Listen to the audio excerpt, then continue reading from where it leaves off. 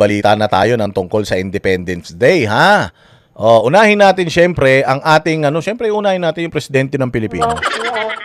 Yung speech ng presidente ng Pilipinas.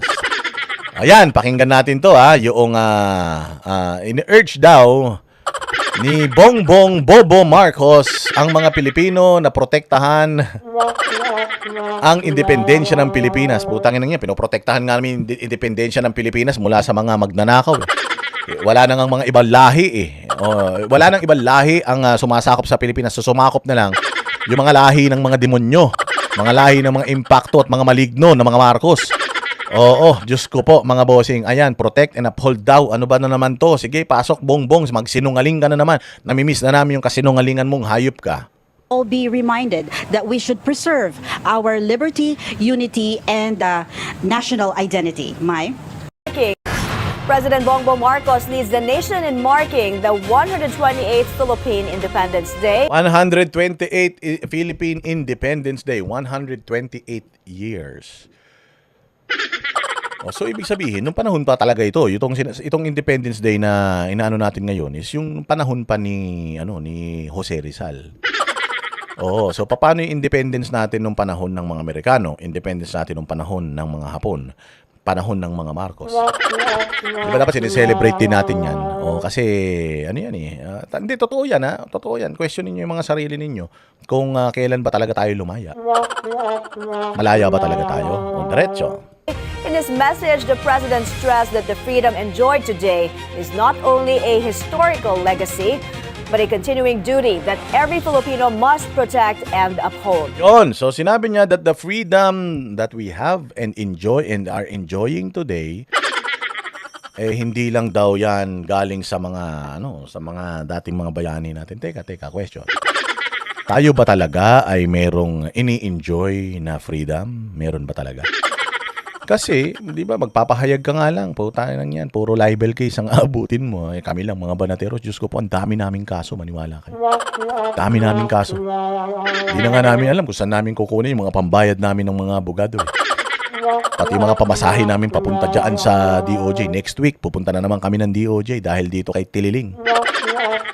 So lahat na lang, sampa ng demanda, tapos basher, tapos meron pang mga, mga tawag dito, yung death threat.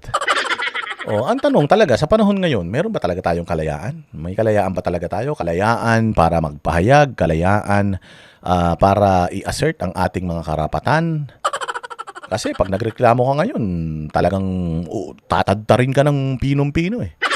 Kung hindi malakas ang loob ng mga banateros, kung hindi malakas ang loob, kasi ang pinanguhugutan namin ng lakas ng loob, si Pastor Apollo Quiboloy, si Pangulong Duterte, ang mga kababayan nating Pilipino na araw-araw inaabuso, pero araw-araw pa rin lumalaban ng patas. Sa totoo lang. Kung sila ay hindi nagrereklamo, tayo magrereklamo para sa kanila. At hindi tayo titigil. Hindi tayo titigil. Si Pangulong Duterte, kahit alam niya na siya ikukulong doon ng mga isa pa tong kalayaan natin. Paano tayong magiging malaya?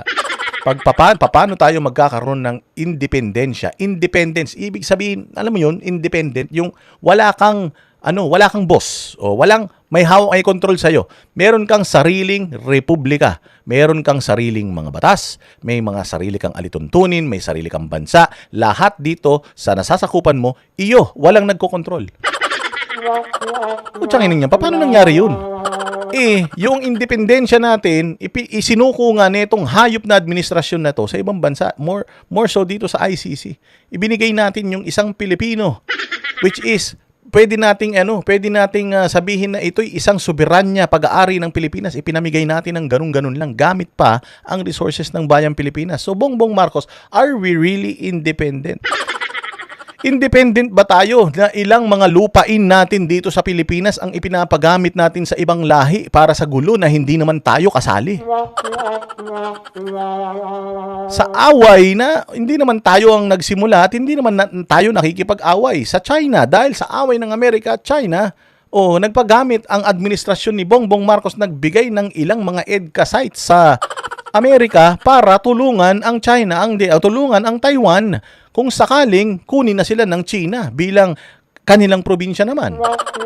So, malaya ba talaga tayo? Malaya ba talaga tayo? Kasi sa tingin natin, sa ngayon, ang nagkokontrol sa atin, Amerika. Dahil nga, nakakuha sila sa buong mundo. Parang dito sila sa Pilipinas, pinakamaraming base militar. Ano ba yan? Malaya ba tayo dyan? Hindi lang yan. Hindi nga lang tayo ipinamigay sa mga Amerikano. Mga lupa natin, ipinamigay sa mga Amerikano. Ipinamigay pa tayo sa mga European. May korte naman tayo sa Pilipinas, pero nagpasakop tayo sa korte ng ibang bansa. Tapos, ang kapal ng mukha mo, Bongbong Marcos, para humarap dyan sa Independence Day, ikaw ang nagbenta ng independence ng Pilipinas, pukin ang ina mo ka. Hayop ka talaga. Buwisit ka. Di ba? Pinadala nila si Pangulong Duterte doon. Pinamigay nila tayo. Independensya ang sinasabi mo. Hindi tayo independent, hindi tayo malaya dahil sa mga pinaggagawa mo. Pierre Pastor joins us live from the Quirino Grandstand. Hi, Pierre. What's the latest? Hi, Mai. Happy Independence Day. The nation is commemorating its 128th Independence Day today with large celebrations across the country, highlighted by the official ceremony here at the Quirino Grandstand held this morning. Thousands of Filipinos gathered to honor and celebrate the country's enduring spirit of independence. The ceremonies began with flag raising and wreath laying at the Rizal Monument, led by President Bongbong Marcos, the first family, and other dignitaries. Then they proceeded. Katulad nito, mga bossing, kung tatanungin ko lang kayo, gusto ko lang malaman kung mag-a-agree ba kayo sa akin patungkol dito. This is a celebration.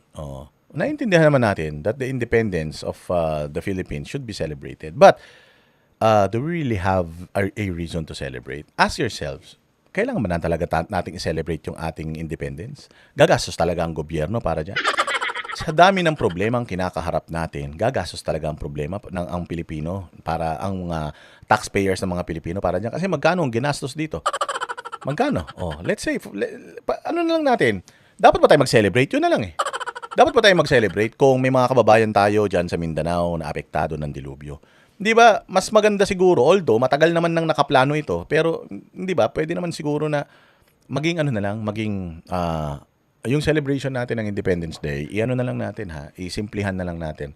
Huwag na lang natin garbuhan. Kasi meron tayong mga kababayan na hindi makapag-celebrate ngayon dahil mga namatayan, dahil sa mga gumuhong mga tahanan nila, mga nasirang mga kagamitan nila, mga nasugatan, mga negosyo na mga nagsara, baka mawalan pa ng mga trabaho dahil dito. So ang laki ng kakaharapin at ang laki ng kinakaharap natin sa bayang Pilipinas. So baka makatipid tayo. Wag na nating ituloy itong party na ito. Yung mga pulis, sundalo na pupunta dyan para magmarcha, mas maganda ipadala na lang natin sila doon sa mga lugar na nasalanta para sa mga retrieval operations. Hindi ba? Yun yung dapat na gawin natin. Magbibihis ka pa ng maganda. Syempre, pagka ganyan, ang dami mong guest. Anong gagawin mo dyan sa mga guest na yan? Alam, hindi mo pa kainin yan. So, magkano ang ginastos na naman natin dito versus kung sana yung pera na gagasasin natin dito, itinulong na lang natin doon sa mga kababayan natin ng mga nasalanta, di sana kahit papaano, napunta pa sa kabutihan. Kaysa sa ganyan, putang ina, pamilya ng mga satanas yan. Tapos, nagpapakasasa sa pera ng taong bayan, mga magnanakaw daw yan eh. Hindi ba? Ano yung ibig ko sabihin? Dapat ba talaga tayo mag-celebrate na ganito ang nangyayari sa bayang Pilipinas? Para kang namatayan. Namatayan tayo eh. Dahil sa mga maraming namatay na mga Pilipino dyan sa mga kababayan natin dyan sa Mindanao eh. So, dapat ba talaga tayo mag-celebrate? Walang Diyo talaga Proceeded to the grandstand for the singing of the Philippine National Anthem. Government officials, members of the Diplomatic Corps, the kapal ng mukha, yan yung isang nakasalamin dyan, yung DOH secretary. Putangin ang kapal ng mukha niya. Ang kapal ng mukha niyan, mantakin mo nagbigay siya ng bilyong-bilyong halaga ng piso sa World Health Organization para lang sa isang taon ng chairmanship natin sa World Health Organization. Ano may tutulong sa atin yan? Putangin niyan. Naging member tayo ng World Health Organization. Bakit? Yung World Health Organization ba, binigyan ba ng gamot yung mga ospital natin ngayon? PGH, yung mga public hospitals natin, may mga gamot ba sila para sa mga Pilipino na may sakit ngayon? Di ba? Wala. Tapos gumastos tayo ng ganung kalaki. Gumastos tayo ng ganyan kalupit para lang sa isang posisyon na wala naman talaga tayong benepisyo. Kasi kung may benepisyo tayo diyan sa hayop na World Health Organization yan, sana napakaganda ng serbisyo medikal natin dito sa Pilipinas, hindi bulok eh. Kasi bulok ng ngipin ni Bongbong Marcos eh.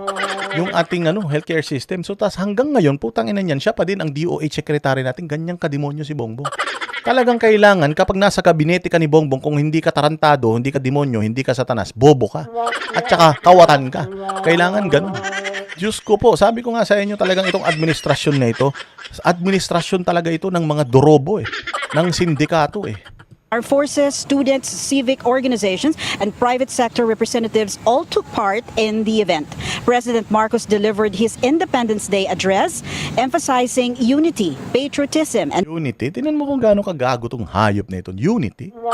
Ikaw ang unang-unang pumatay ng unity, tapos gusto mo mag-unite tayo. Unite tayo saan? Nag-unite na kami actually. Nag-unite na kami lahat para putang inang yan, ipagdasal ang demise mo. Oo, ipagdasal ang pagbagsak mo, ipagdasal na sana, ang dami nga nagdadasal na sana, huling araw mo na to Walang hiya ka Nag-unite talaga kami, nag-unite kami para magalit sa'yo. Dahil ang galing mo talaga Sa sobrang galing mo, putsang inang yan, maniwala ka, hindi ka na nagkakasakit. At sa sobrang sama mo, putsa, sa dami ng sakit mo naman, buhay ka pa rin hanggang ngayon.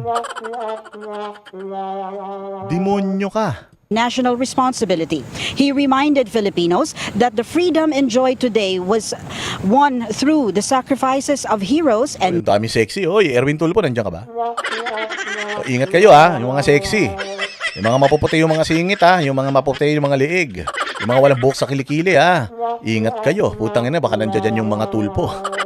Sa bagay, uunlad ang buhay ninyo. Dahil malakas daw sila mag-tip. must be protected by future generations. The president called on citizens to continue working together for national development and remain committed to the democratic values, stressing that independence is not only a part of history but a continuing duty requiring active participation from every Filipino. Tunay na mga pinuno ayaw nagsisasakripisyo. Anong sakripisyo? Ano na? Ina ka talaga. Tanga ka talaga. Hindi ka na marunong magbasa. Binabasa mo na. Kabubuhan pa. Walang hiya ka na. Mag-practice ka nga kay Risa Ontiveros. Workshop ka nga sa kanya sa pagalingan magbasa. Sakripisyo sinasabi mo. Walang hiya ka talaga. Tunay na mga pinuno ayaw nagsisasakripisyo. Sakripisyo. Ang ina niyang grade 1. Ano pa? Ng sariling interes para sa ikabubuti ng bayan. Nakaraan nagtuturo to ng mga estudyante. May mga tinuturuan to mga estudyante noong nakaraan, hindi ba? Nag-open yung mga eskwelahan, tapos nagtuturo siya ng mga estudyante, nagbibigay siya ng mga advice sa estudyante, putang ina, tapos siya bobo. Ano matututunan ng estudyante rito, walang hiya nito. Bugok ito kung meron talagang bagay ito na consistent. Na consistent siya. Consistent siya una sa pagsisinungaling. Pangalawa, consistent siya sa kabobohan. Bobo since day one talaga itong tao na ito. Ano pa? Na ang kalayaan ay dapat na inaalagaan. Huwag po tayong mapagod na mahal. Ang kalayaan daw ay dapat inaalagaan. Kalayaan nino? Kalayaan ng mga Amerikano na sakupin tayo, ganon. Kalayaan ng mga taga-ICC na maghari-harian dito, ganon. Kalayaan ng mga adik ngayon na magshabu ng walang obstruction, yun ba yun? Kalayaan ng mga magnanakaw sa gobyerno para makapagnakaw sa Pilipinas, yun ba yung kalayaan na sinasabi mo? Linawin mo, BBM. Ang labo mo ano pa? Piliin at ipaglaban ang Pilipinas.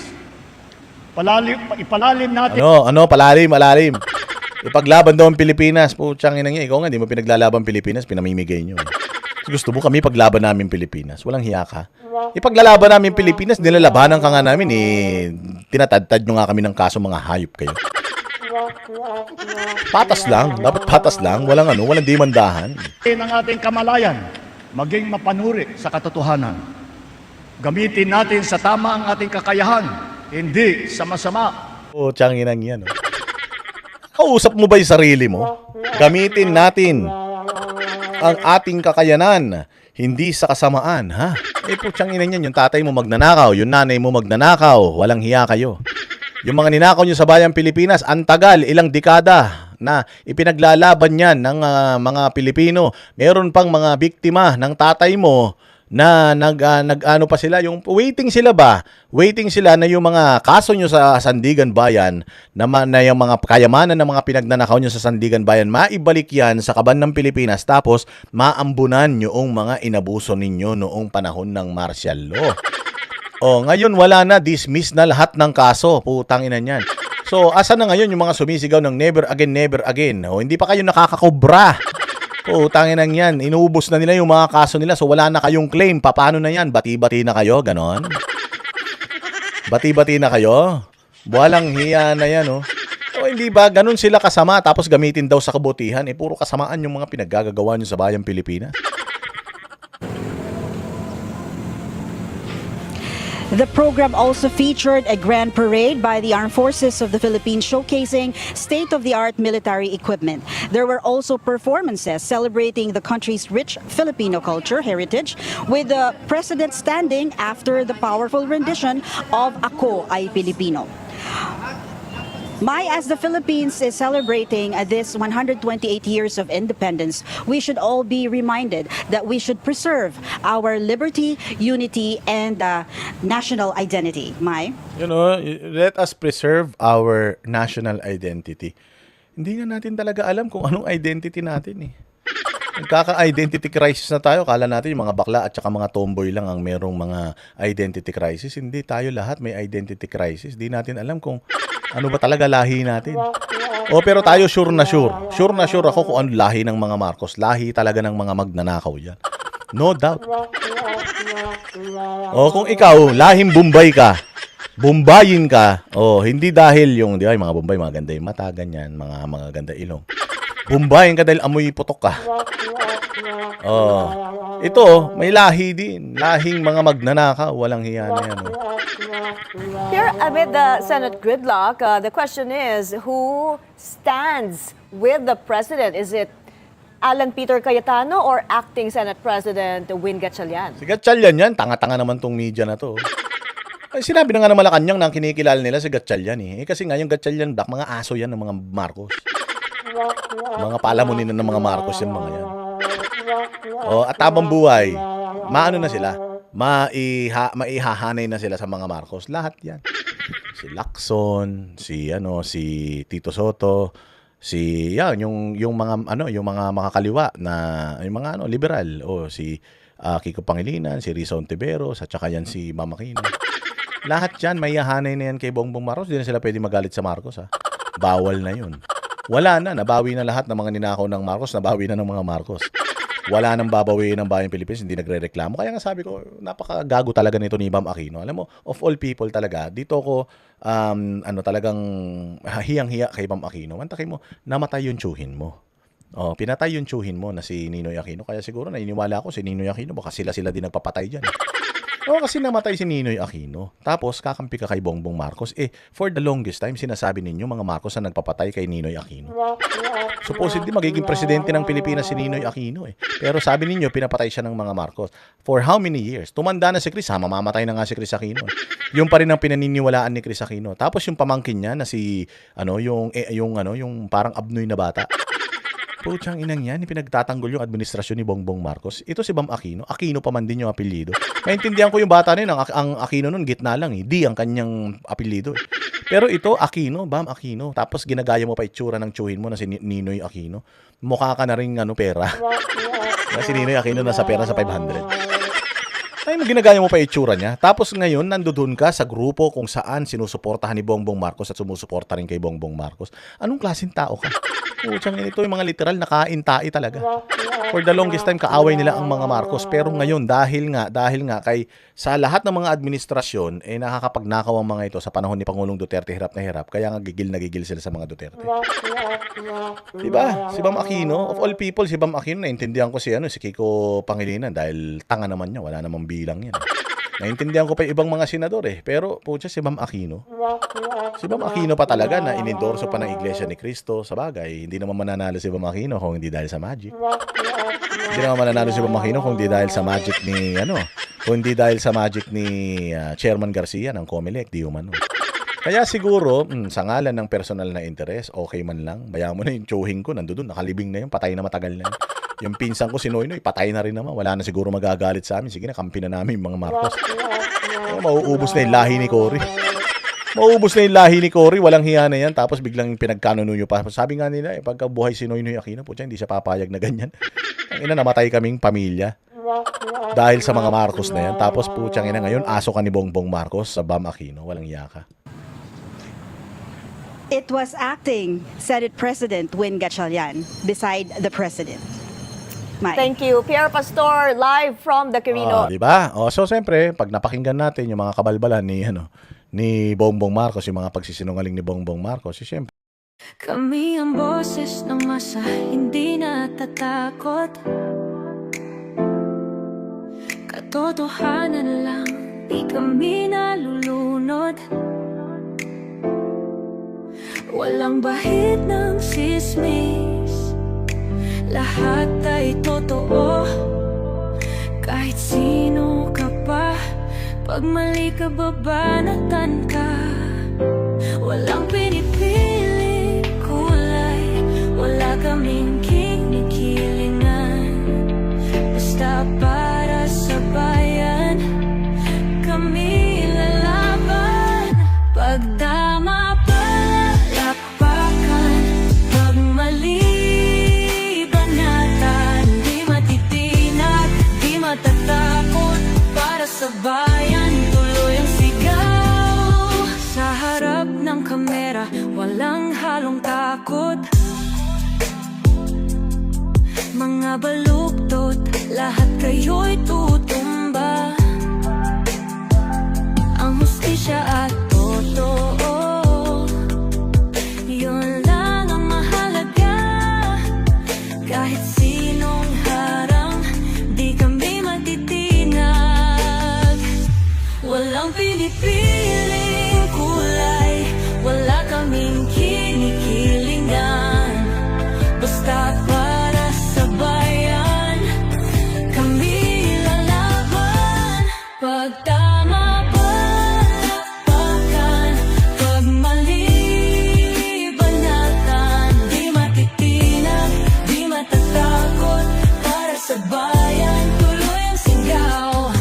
Kung nasa tama ka, ikaw ay aming kasama. Pero pag mali ka, handa ka na bang mabasag? Banateros kami, walang inuunan. Dahil bayan muna, bago ang sarili.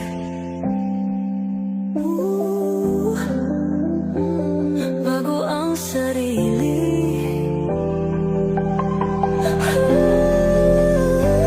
Pag tama palapakan, pag mali banatan.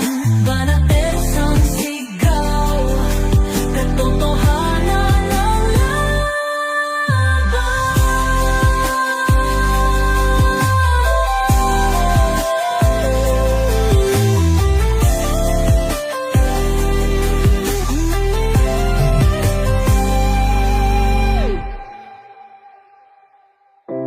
Sa harap